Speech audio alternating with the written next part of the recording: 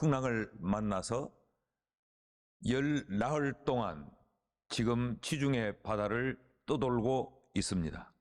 단순히 방향을 상실해서 바다 위에 표류하는 것이 아니고 걷잡을 수 없는 광풍 때문에 이들은 통제력을 상실하고 이리저리 죽음과 사투를 벌이는 그 지경에 있습니다. 먹지도 못한 채 열나흘이 지나갔고 지금 칠흑 같은 어둠에 휩싸여 있습니다.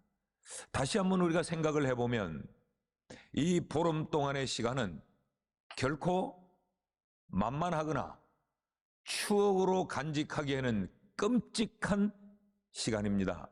어쩔 수 없이 바다에 그들이 소중히 여겼던 그들의 재산도 다 바다에 풀어버려야 했고, 어떻게 하든지 이 풍랑 가운데서 한번 살아나 볼 수 있을까 싶어 배를 운행하는 데 필요한 기구마저도 배를 가볍게 하기 위하여 다 바다에 던져버렸습니다. 그래도 광풍은 잦아들지 않고 이들에게 이제 희망은 전혀 보이지 않는 그 지경이 되었습니다. 그런데 우리가 지난주에 말씀을 살핀 대로 갑자기 이들에게 한 반전이 일어났지요. 그 광풍 소리에 세미한 바람 소리를 이들이 귀 기울였고, 도대체 주변에 어떤 소리들이 일어나는지도 분간할 수 없는 그 지경에 이들은 이 파도 소리에 귀를 기울입니다. 그 이유는 우리가 살아날 수 있다라고 하는 희망 때문에 이들은 우리가 어디쯤 왔을까를 판단하기 위해 바람 소리에 귀를 기울이고 파도 소리에 이들이 귀를 기울였던 것입니다. 그러면서 그 노도 광풍으로 불어닥치는 그 바다 한편으로 이제 바다의 수심의 깊이를 재기 위하여서 추를 떨어뜨리고 물 깊이가 어느 정도 되는가를 측정합니다. 어떻게 이런 극적인 반전이 일어날 수 있었는가? 그것은 이들에게 하나님의 말씀이 들려졌기 때문에 이들은 이런 희망을 기대할 수 있었다라는 말씀 우리가 살폈지요. 하나님이 바울에게 말씀을 주셨습니다. 바울아, 두려워하지 마라. 네가 반드시 저 로마의 가이사 황제 앞에 이르게 될 것이다. 그리고 너뿐만 아니라 너와 함께 배를 타고 있는 이 모든 사람이 다 절대로 죽지 않고 살아서 로마에 이를 것이다 라는 하나님의 말씀을 바울이 받습니다. 이 말씀이 1차적으로 바울에게 희망의 새날을 기대할 수 있게 만들었고, 포기해버렸던 상황 속에서 다시 이 희망을 꿈꿀 수 있게 만든 것이지요. 바울은 이 하나님의 말씀을 믿었습니다. 그리고 자신에게 말씀 주신 그 하나님을 믿었지요. 그리고 그는 그 믿음을 선포합니다. 25절 26절 말씀에 나는 내게 이렇게 말씀을 주신 그 하나님을 나는 믿는다. 그러므로 우리는 이 바다에 수장되지 않고 반드시 어느 한 섬에 우리는 이르게 될 것이다 라고 이야기합니다. 바울의 이 믿음은 그 알렉산드리아호에 타고 있던 275명의 이 승선 인원들에게 바울의 믿음은 확산이 됩니다. 그래서 그들 모두가 그 하나님의 말씀을 신뢰하게 되고 그들을 살려주겠다고 하는 이 하나님에 대한 믿음을 가지게 되는 것이죠. 여러분, 이것이 믿음의 전념성입니다. 믿음은 이렇게 확산력이 굉장히 강합니다. 위기 가운데 만나는 믿음은 아주 강한 전파력을 가지게 됩니다. 이 믿음이 그들로 하여금 절망 중에서 다시 희망을 가지게 만들었어요. 그러자 이들은 희망의 새날이 밝아오기를 고대하면서 하나님 앞에 기도한 것이지요. 그 절망의 현장에서 그들은 어떻게 기도할 수 있었는가? 도저히 기도할 수 없는 상황이었는데 그 처참한 지경에서 그들은 어떻게 기도할 수 있었는가? 그들의 기도가 우리에게 기도에 대하여서 무엇을 가르치고 있는가? 오늘 이런 내용을 이어가려고 합니다. 그 첫째로 기도는 믿음에서 시작하는 것이다 라는 것입니다. 나의 감정을 기도의 출발의 근거로 삼는 것이 아니고 내 눈앞에 펼쳐진 이 상황을 보며 내 생각과 계산에 의하여서 기도가 시작되는 것이 아니고 기도는 철저하게 믿음으로부터 시작해야 한다라는 것입니다. 여러분, 우리가 앞서 살핀 대로 이들이 날이 새기를 고대하였던 것, 새로운 날이 밝을 것을 기대하며 기도했던 것은 바울의 이 믿음의 선포였죠.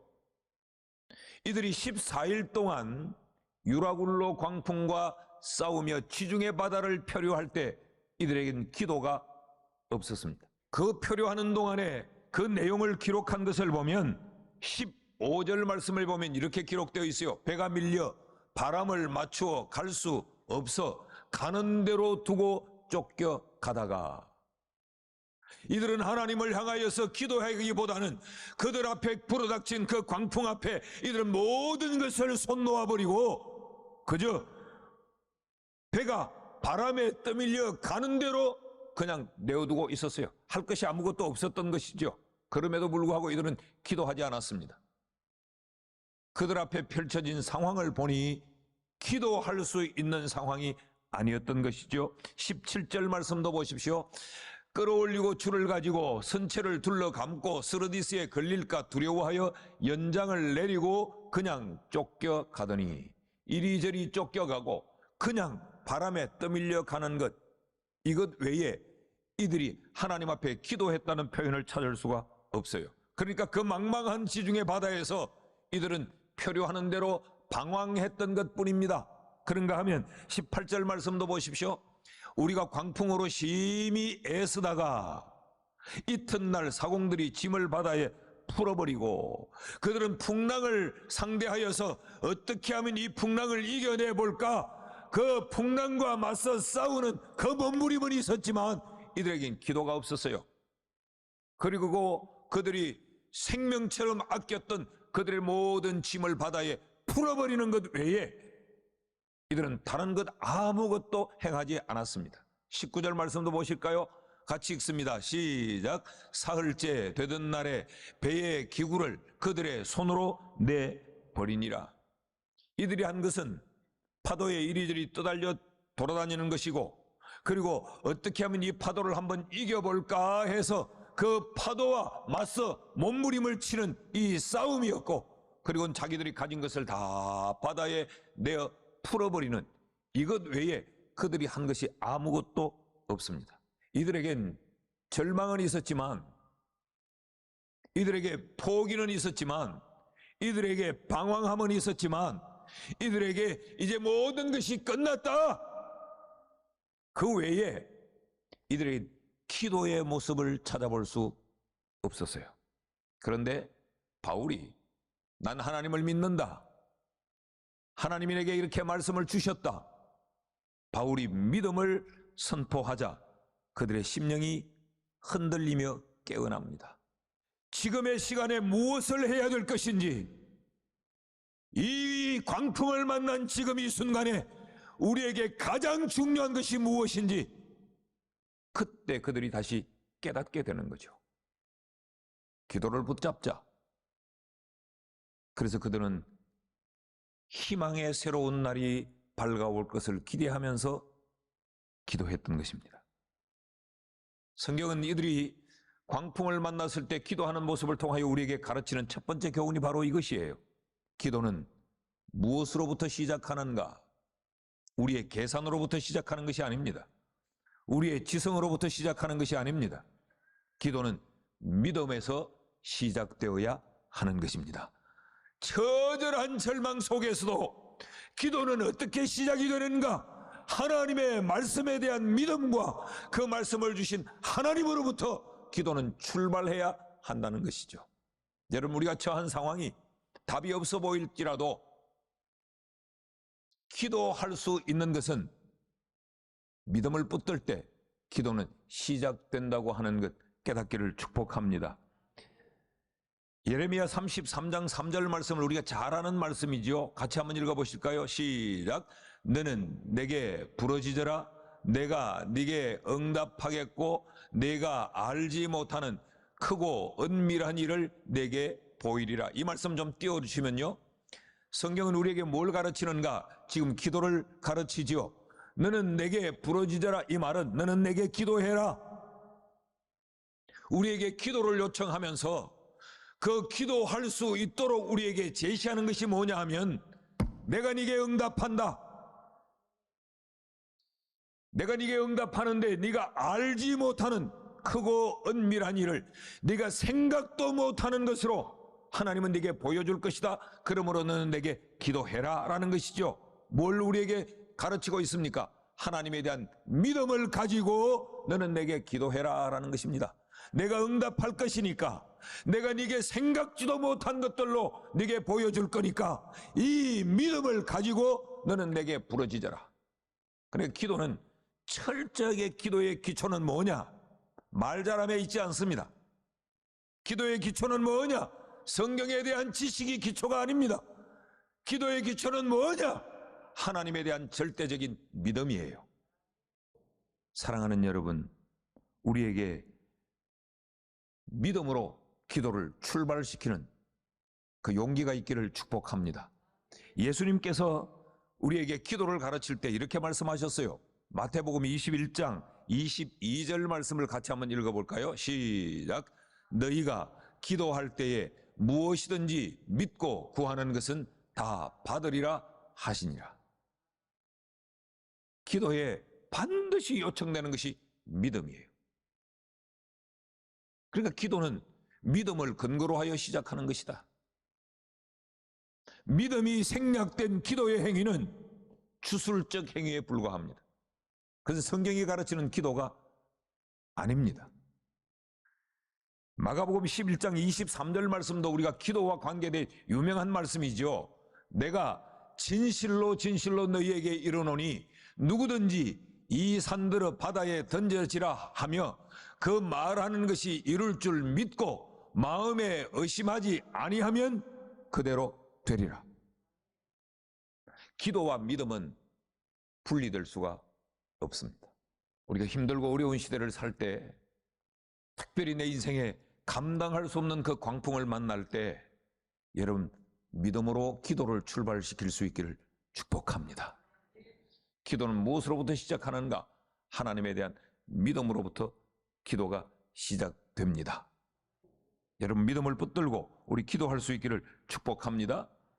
둘째로, 성경이 우리에게 기도에 대한 또 하나의 가르침을 주는데, 그것은 기도는 소망으로 하나님 앞에 간구하는 것이다 라고 가르칩니다.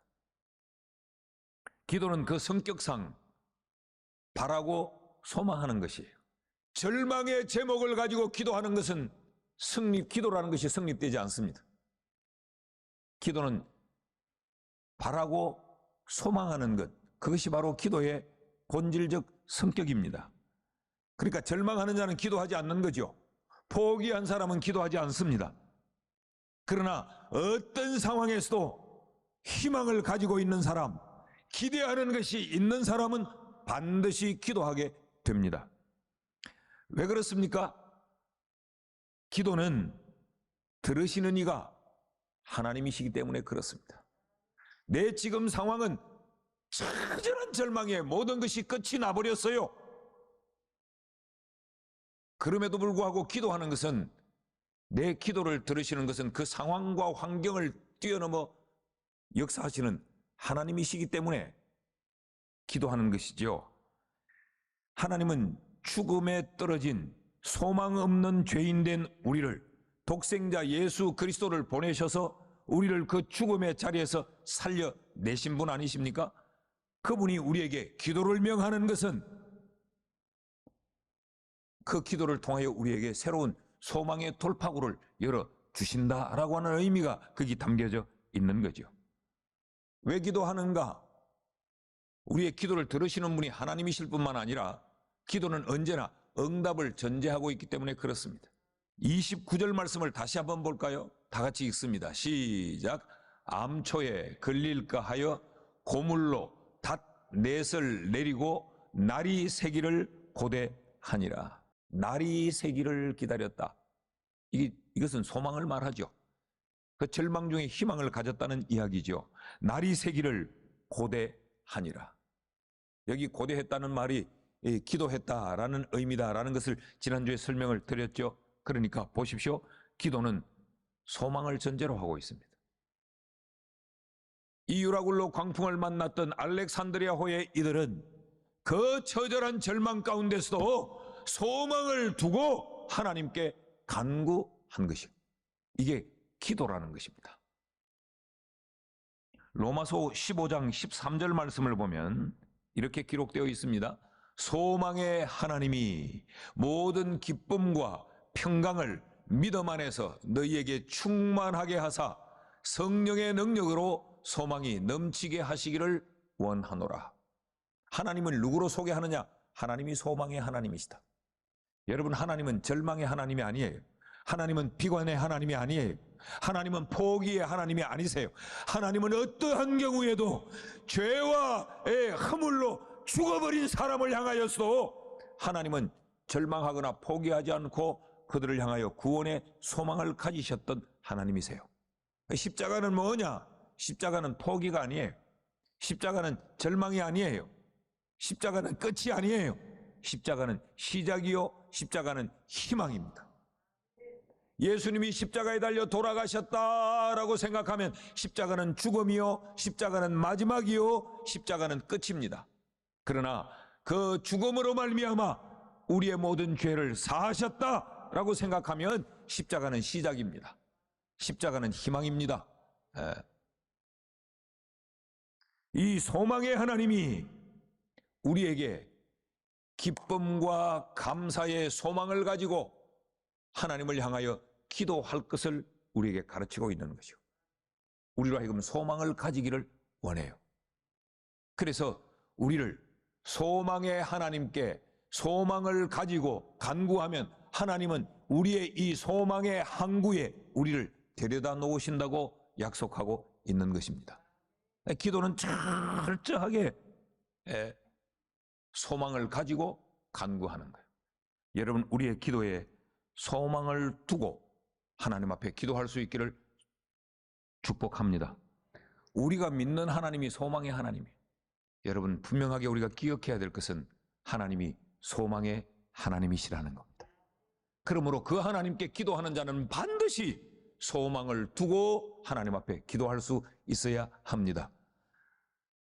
우리의 가정을 봐도 전혀 희망이 없어 보이고, 내가 지금 처하여 있는 이 상황을 봐도 희망이라고는 1도 없어 보일지라도 하나님이 소망의 하나님이기에 소망의 하나님께 소망을 두고 기도하는 우리가 될 수 있기를 축복합니다.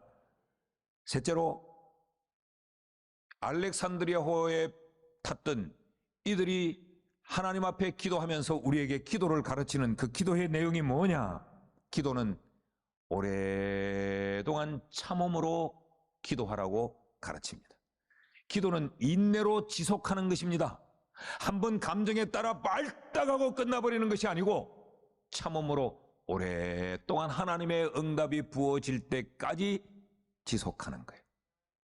기도에 있어서 가장 어려운 것이 뭐냐? 참음입니다. 참음. 우리가 주여, 왜? 주시옵소서, 옛다 여기 있다, 이렇게 기도가 막 즉각적으로 하나님과 우리 사이에 막 주고받는 소통이 막 이루어진다면 기도만큼 쉬운 게 없어요.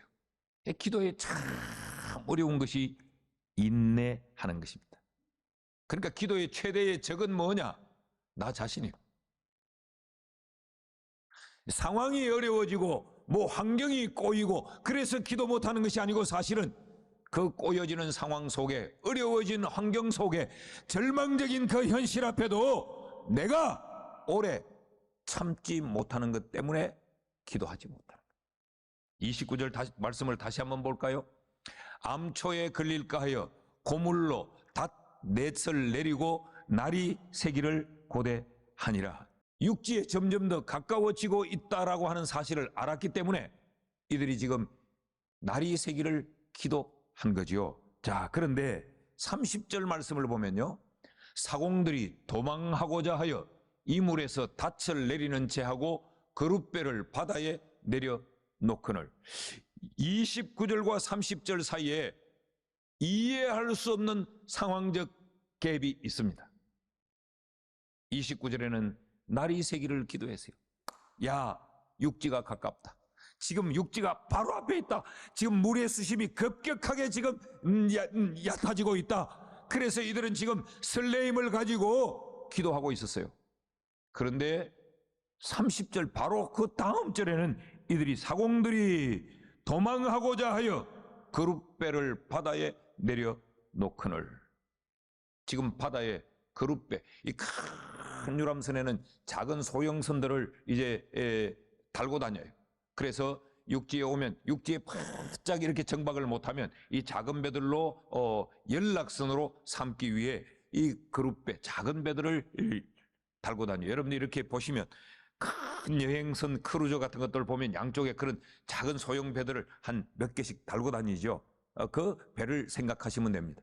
사공들이 닻을 내리는 채 하면서 그룻배를 내려놓았다. 그 목적이 뭐냐? 도망을 가고자 했다. 방금 전에 하나님께 소망을 두고 기도했던 이들입니다. 그런데 야, 육지가 조금씩 가까이 온다. 이 물 깊이가 한 15m 정도밖에 지금 안 된다. 이 사실을 아니까 얼마든지 우리의 힘으로 도망을 칠 수 있겠구나라는 생각을 한 거죠. 그러니까 유라굴로 광풍이 휘몰아치다가 이제 이 유라굴로 광풍에서부터 이들이 좀 벗어나지니까 그런 현실이 좀 희망적인 현실이 되니까 기도를 던져버리고 인간의 계산을 앞장세우는 것. 야, 이만하면 우리가 이 그룻배를 띄워도 되겠다. 이 작은 배를 띄워도 되겠다. 그리고 이 배를 타면 속히 도망을 갈 수 있겠다라는 생각을 하게 된 거예요. 여러분 기억하십니까? 지금 하나님은 뭐라고 말했느냐 하면 바울을 비롯하여 그 배에 탄 모든 사람 단 한 명도 목숨에는 해받지 않는다. 다 살려준다고 했는데 그 하나님께 소망을 두고 이들이 그 소망을 가지고 기도하다가 현실이 좀 나아지니까 사공들 중에 몇 사람 자기들만 살려고 그룻배를 내리고 도망을 가려고 했다는 거죠. 여러분 보십시오. 기도는 그래서 끝까지 참음으로 지속하기가 쉽지 않습니다. 이 사공들의 모습을 보면 꼭 우리의 모습을 보는 것 같아요. 하나님 앞에 기도하다가 그래도 전혀 상황의 변화가 없으면 기도도 집어 던져버리고, 그런가 하면 또 좀 기도하다가 눈이 환하게 보여지면 이제 좀 살만해지면 우리는 기도를 또 놓아버립니다. 기도는 그저 뭐 하다가 내 기분에 따라 그만 포기하고 그건 응답을 얻을 수 있는 기도가 못 된다는 것이죠. 하나님께서 24절에 약속을 이들에게 주셨어요. 바울아, 두려워하지 말라. 네가 반드시 가이사 앞에 설 것이다. 그리고 너와 함께 이 배에 탄 모든 사람도 다 안전할 것이야. 이 말씀이 주어졌어요. 이 말씀을 믿었어요. 이 말씀을 선언했어요. 그 말씀을 들은 모든 이가 그 말씀을 믿었어요. 그래서 이들이 소망을 가지게 됐어요. 소망이 생기니까 하나님을 향하여 기도했어요. 그런데 소망의 아침이 밝아오니까 이들이 그 기도를 놓아버린 거예요. 그 하나님의 약속이 이루어질 때까지 그들은 기도를 지속해야 했습니다. 32절 말씀을 보십시오. 그랬더니 32절 말씀을 보면 이에 군인들이 그룻줄을 끊어 떼어내 버리니라. 그 말은 무슨 말이에요? 이것은 기도를 지속했다는 이야기입니다. 하나님에 대한 신뢰를 지속했다는 겁니다. 자기들의 노력을 포기하고 하나님의 그 약속의 성취를 이들이 기대했다는 이야기예요. 알렉산드리아 호배에 탔던 이들의 행위를 통하여서 우리에게 기도는 뭐냐? 기도는 오래 참음으로 끝까지 지속하는 것, 그것이 바로 기도다 하는 것. 사랑하는 여러분, 오늘 우리에게 이런 기도가 있기를 축복합니다. 기도는 믿음에서부터 시작이 되어져야 합니다. 믿음을 전제하지 않는 기도는 기도일 수 없습니다. 기도는 하나님께 소망을 두고 간구하는 것이 기도입니다. 기도는 끝까지 그 하나님의 약속의 말씀이 성취될 때까지 지속하는 것, 그것이 바로 기도입니다. 오늘 우리가 이 말씀을 마음에 새기고 다시 한번 기도에 무릎을 꿇는 우리 모두가 될 수 있기를 축복합니다.